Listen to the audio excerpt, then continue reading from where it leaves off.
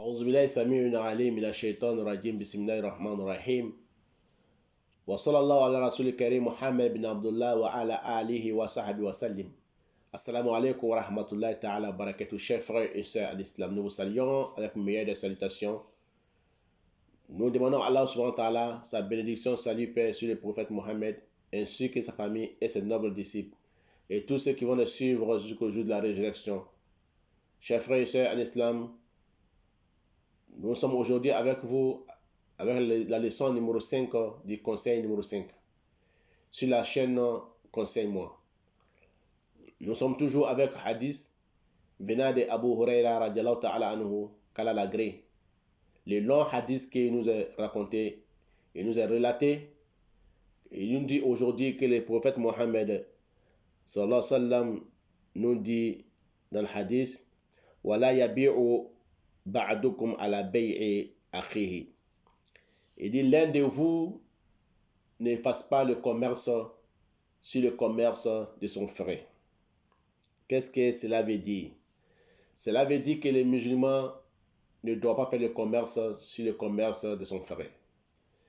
Si un jour, toi tu es le commerçant, tu es le voisin de ton frère commerçant, et le frère commerçant, il s'est levé, il t'a confié sa marchandise, il est sorti pour les courses, et il t'a confié ses marchandises.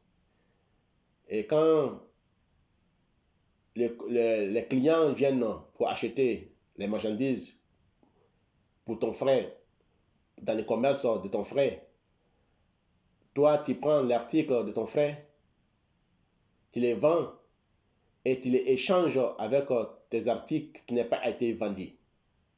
Ça parle de cela. Ça fait un. Deuxièmement, quelqu'un qui a voulu acheter une voiture, ton frère musulman, il veut acheter une voiture à 1000 euros. Lui, avec le commerçant, ils sont d'accord sur le prix. Comme toi, tu as vu que tu as beaucoup d'argent plus que ton frère, tu es venu proposer au commerçant 2000 euros au lieu de 1000 euros de ton frère. Tu es venu proposer au commerçant 2000 euros pour pouvoir écarter ton frère musulman de l'achat de la voiture qu'il voulait acheter à 1000 euros. Tu as montré que tu étais plus riche que lui. Et tu as fait tout cela pour faire du mal à ton frère, pour être injuste vers ton frère. Donc si ton frère avait déjà jugé la voiture à 1000 euros, que le commerçant veut lui donner la voiture à 1000 euros, toi tu viens, tu dis au commerçant, toi tu prends à 2000 euros.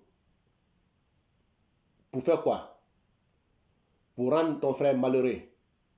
Le frère qui voulait acheter la voiture à 1000 euros, qui était son espoir, toi tu es venu proposer 2000 euros pour pouvoir écarter ton frère musulman.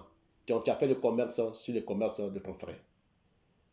Donc en arabe on dit tu as fait ça pour que ton frère soit gêné, pour que ton frère soit malheureux.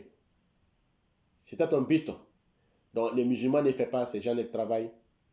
Ce genre d'acte qui t'a terminé n'est pas un acte que les vrais musulmans doivent mener. Donc, le prophète Mohammed dit, ne faites pas commerce sur le commerce de votre frère.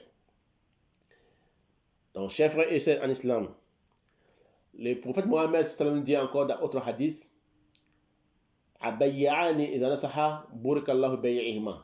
il dit, si des commerçants ils sont sincères entre eux dans les commerces, Allah mettra la baraka dans les commerces. C'est-à-dire quoi? Si deux personnes qui sont dans le commerce, celui qui vend est sincère et celui qui achète est sincère, Allah mettra la baraka dans vos commerces. Donc, chers frères et sœurs en islam, si deux personnes sont associées pour faire le commerce, et s'ils sont sincères entre eux dans leur commerce, Allah mettra la baraka dans leur commerce. C'est ce que le prophète Mohammed nous dit.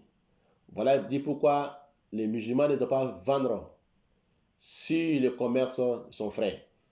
Il ne doit pas faire le commerce sur le commerce de son frère, parce qu'il fait le commerce sur le commerce de son frère pour pouvoir lui mener la vie difficile, pour pouvoir lui rendre malheureux.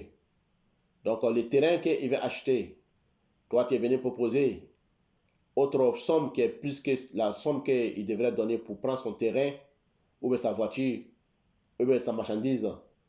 Donc tu as fait cela pour montrer sa misère. Tu as fait cela pour montrer que tu étais plus riche que lui. Le prophète Mohammed dit, ne vendez pas sur le commerce de votre frère, ne faites pas le commerce sur le commerce de votre frère. Donc, chers frères et sœurs en islam, voici les comportements que les musulmans ne doivent pas faire. Voici les comportements que les musulmans doivent s'éloigner. Après avoir nous prohibé le prophète Mohammed sallam de cela. Qu'Allah fasse que nous soyons musulmans saints et pieux et sincères. Qu'Allah met la baraka dans tout ce que nous faisons dans ce monde d'ici-bas et l'au-delà.